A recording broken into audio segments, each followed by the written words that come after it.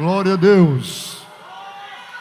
E Ele tem uma palavra para você nesta noite. Vamos ouvir primeiro o mensageiro desta noite e nos trazer aquilo que Deus já colocou no seu coração. O dirigente da congregação do bairro das Indústrias, o pastor José Francisco Soares, irmão.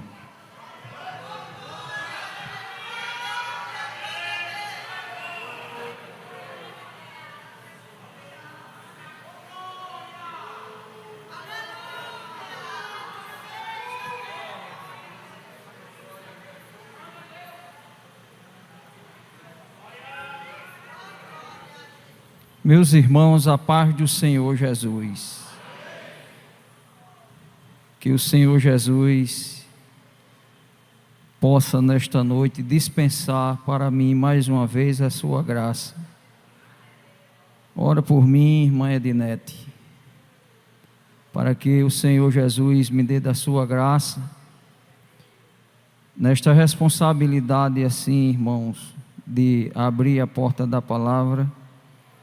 Não é muito fácil, mas nós não estamos aqui para recuar, nós estamos aqui para continuar avançando, em nome de Jesus, levando em consideração a direção da palavra do nosso pastor Álvaro, que a mensagem ela estava no coração e eu não vou fugir. Eu gostaria de pedir aos irmãos para abrir as suas Bíblias na Epístola aos Hebreus, capítulo 12. Eu vou ler 3 versículos e me deter no versículo 2 apenas. Nós vamos fazer uma reflexão, porque compreendemos já a liturgia deste culto setorial, que se distribui em outras oportunidades que os companheiros vão me suceder. Então, capítulo 12 da Epístola aos Hebreus,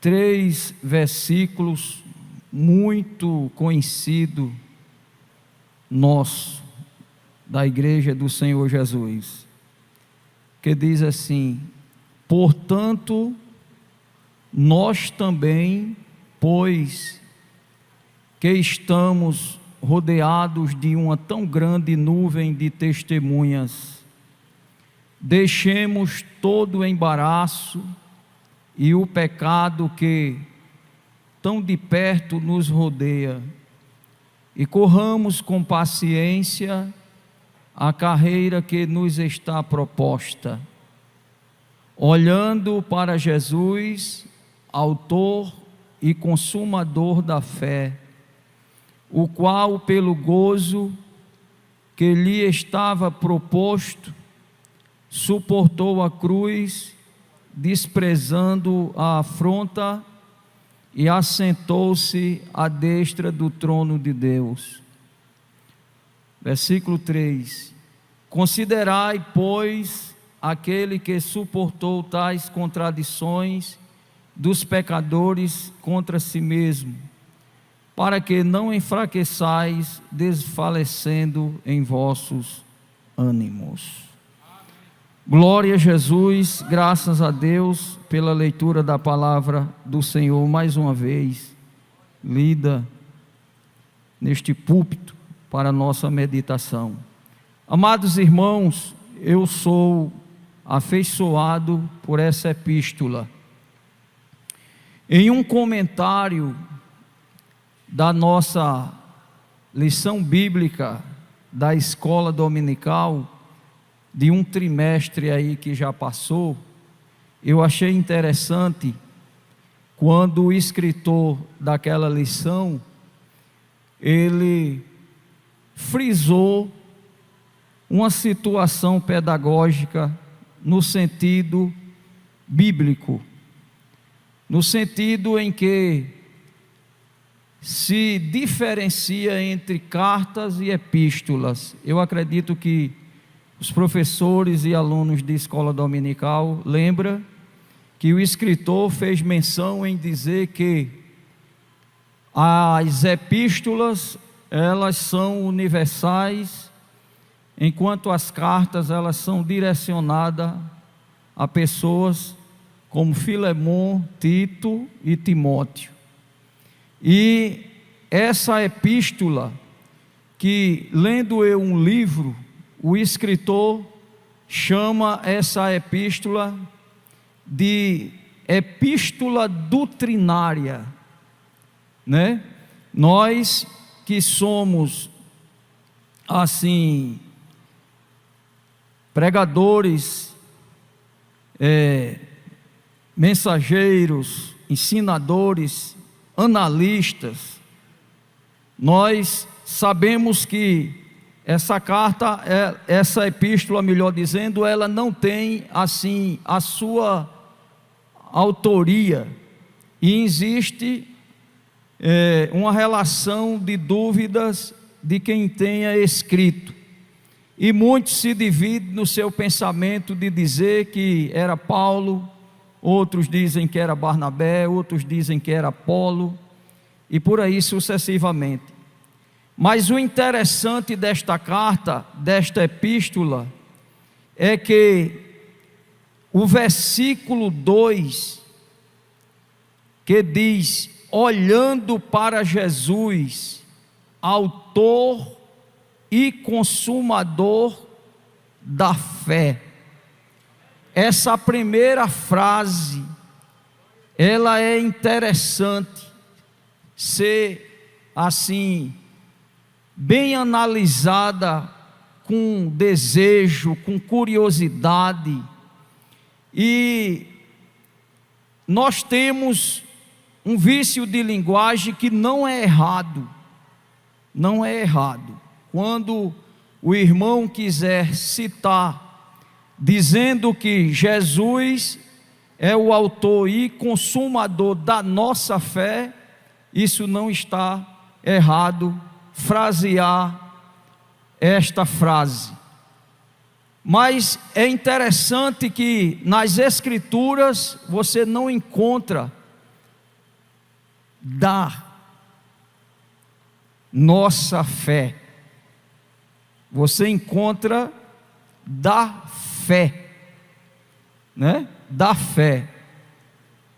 Você não encontra da nossa fé, por mais que seja da nossa fé, se generaliza, nós estamos incluídos, mas a razão de nós observarmos o contexto gramatical da transliteração dessa Bíblia que eu estou lendo, e eu acredito que muitos irmãos estão lendo, o interessante é que, em primeiro lugar, Jesus é autor, ou seja, aquele que começou, e consumador, que não é consumidor.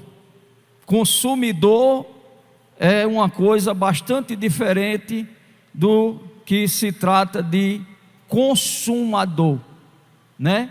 Aquele que começa e termina, o princípio e o fim. E o escritor desta epístola, mostrando a soberania de Cristo, porque até então aqui, essa carta é escrita no meado do 1º século. Alguns escritores se arriscam em dizer que ela foi escrita entre 50 e 60, no 1º século. E o que é que acontece? É que os judeus cristãos estavam voltando atrás para as velhas práticas judaicas, as tradições mosaicas, e eles estavam abandonando a fé cristã, não estavam crendo como de fato era para crer, no sacrifício insubstituível de Cristo, o Cordeiro Pascual de Deus, que nenhum outro sacrifício iria mais substituir o valor do sacrifício de Cristo lá na cruz do Calvário.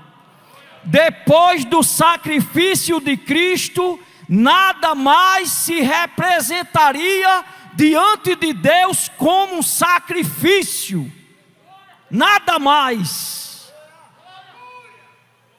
porque ali não estava sendo oferecido sangue de bode, sangue de touro, sangue de cordeiro, mas ali estava sendo derramado o sangue imaculado de Cristo, o Cordeiro perfeito, sem mancha e sem mácula.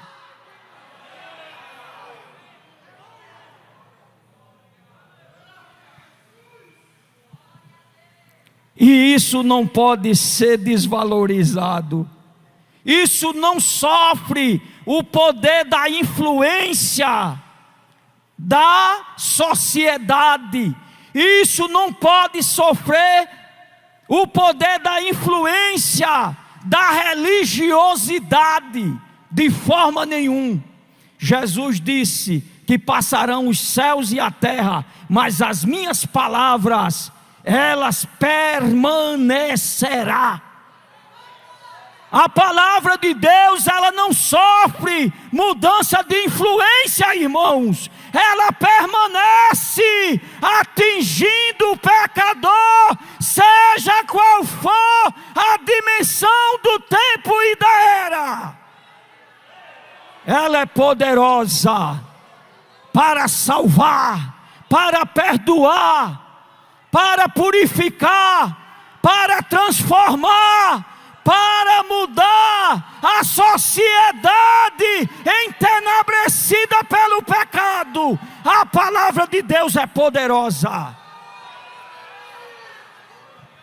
E nós estamos aqui, como escritor dessa epístola, nós estamos aqui falando na sua essência. Que coisa linda! Olhando para Jesus, autor e consumador da fé. E é interessante que, tratando-se de fé, eu já ouvi 2 teólogos discutir esse assunto de fé, e um perguntando ao outro: como é que o pecador se salvava antes de Cristo? E um respondeu: na fé em Deus, por Abraão, que é pai da fé. E eu achei interessante. E hoje, na fé em Cristo, na fé em Cristo, que é o mesmo Deus, o Cristo manifestado, o Verbo personalizado, como diz a carta das epístolas de João.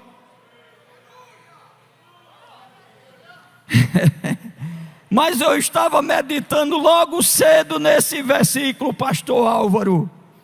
Meu amado irmão, eu sinto muito que não só se inicia na fé de Abraão em Deus.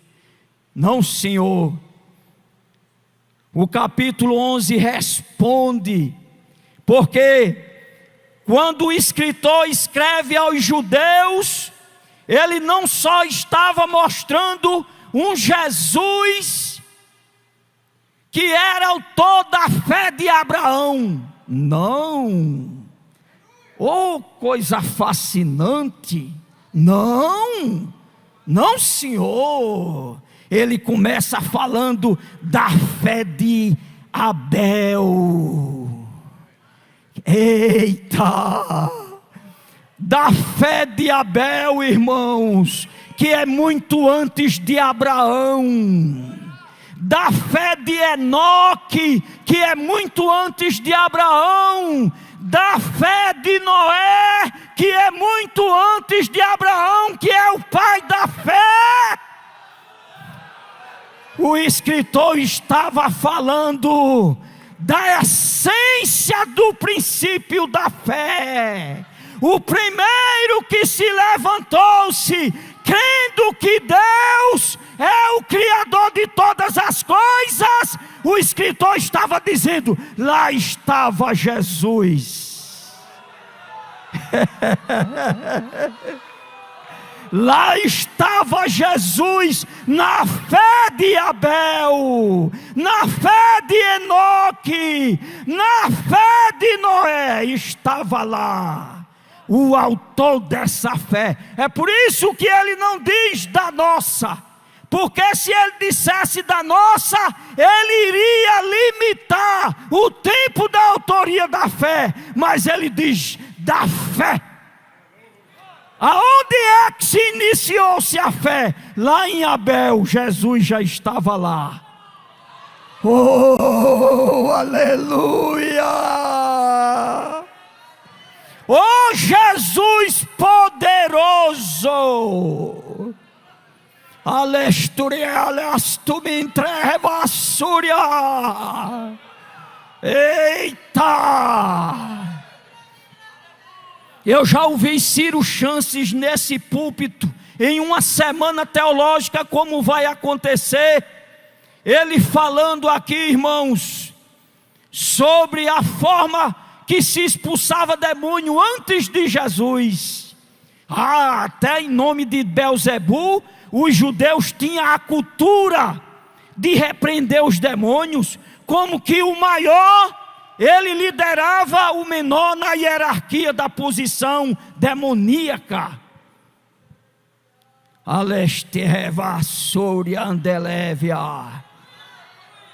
Mas nasceu Jesus numa manjedoura.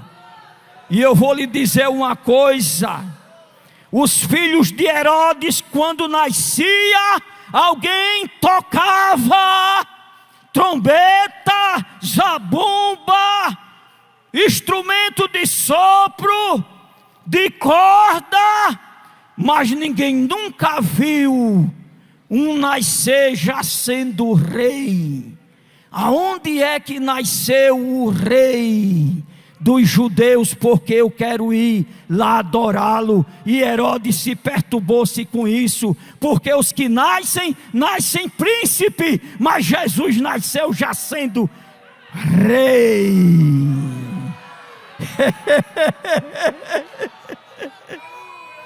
Aleluia! E Jesus disse isso: o meu reino não é deste mundo. Porque se fosse deste mundo, os meus súditos batalhariam por mim agora neste momento. Mas não é deste mundo. Oh, glória a Deus! Olha, irmão, e eu vou lhe dizer uma coisa: os filhos de Herodes nasciam em berços de ouro. Jesus nasceu numa manjedoura, mas foi visto nos céus um coral celestial de anjos, proclamando a vinda desse Jesus, que é o autor da fé.